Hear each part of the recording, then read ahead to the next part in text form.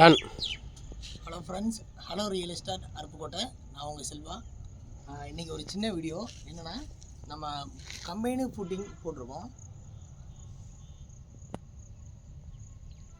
So maximum நீங்கள் 2 கூட பார்த்துருப்பீங்க. இது கம்பைன் ஃபுட்டிங் 3 இருக்கும். ஸோ உங்களுக்கு காட்டணும்னு தோணுச்சு, அதனால தான். இது பாருங்கள், 3 பீமையும், ஸோ 3 காலத்தையும் நம்ம பீம் வச்சு ஜாயின் பண்ணியிருக்கோம். இந்த ஜாயின் பண்ணுறது பார்த்தீங்கன்னா நல்லா ப்ராப்பராக இருக்கணும். இப்போ இது பார்த்தீங்கன்னா ராடு கீழே 3 ராடு, மேலே 2 ராடு போட்டுருக்கோம்.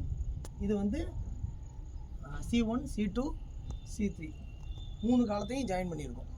ஸோ இந்த ஜாயின் பண்ணுறதுல என்னன்னு பார்த்தீங்கன்னா, இது கார்னர் காலம். ஸோ அதுக்காக எக்ஸ்ட்ரா ஒரு பீமு நம்ம கொடுத்துருக்கோம் 3 இடத்துலையுமே.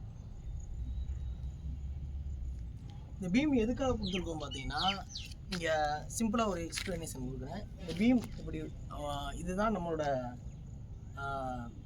பிசிசி பெட்டுன்னு வச்சுங்க. கீழே பிசிசி போட்டிருக்கோம், கிட்டத்தட்ட 4 இன்ச்சுக்கு பிசிசி போட்டிருக்கோம். இந்த பெட்டு இப்படி இருக்கும்போது இப்போ கார்னரில் இந்த 3 லோடையும் கொடுக்குறீங்க. ஸோ கார்னரில் இந்த 3 லோடையும் கொடுக்குறீங்க ஜாயின் பண்ணும்போது இந்த பிசிசி பெட்டு வந்து இப்படி தூக்கும். சைடில் தானே வெயிட்டு கொடுக்குறோம். ஸோ சைடில் வெயிட்டு கொடுத்துருக்கும் போது இப்படி தூக்கும். அந்த தவிர்க்கிறதுக்காண்டி தான் இந்த 3 பீம் எக்ஸ்ட்ரா கொடுத்துருக்கோம். ஸோ இந்த மாதிரி கொடுக்கும்போது இந்த காலத்தோட வெயிட்டு, இப்போ பில்டிங்லேருந்து வெயிட் வருது. ஸோ இந்த வெயிட் வந்து கீழே வந்து இறங்கும்போது இங்கே இறங்கி இப்படி தூக்குறத வந்து இந்த பீம் வழியாக இதுலேயும் போகும். ஸோ இந்த இடத்துல மட்டும் வெயிட்டு ஷேர் ஆகாமல் இந்த இடத்துலையும் நமக்கு என்ன பண்ணும், வெயிட்டு டிஸ்ட்ரிபியூட் ஆகும். ஸோ 3 இடத்துலையுமே டிஸ்ட்ரிபியூட் ஆகும்போது இந்த பிசிசி இப்படி தூக்காமல் ஸ்ட்ரெயிட்டாக வெயிட்டு தாங்கும். ஸோ அதுக்காண்டி தான் கொடுத்துருக்கோம். ஸோ காலம் ஜாயின் பண்ணுறது முக்கியம் இல்லை, ரொம்ப ப்ராப்பராக பண்ணுங்கள்.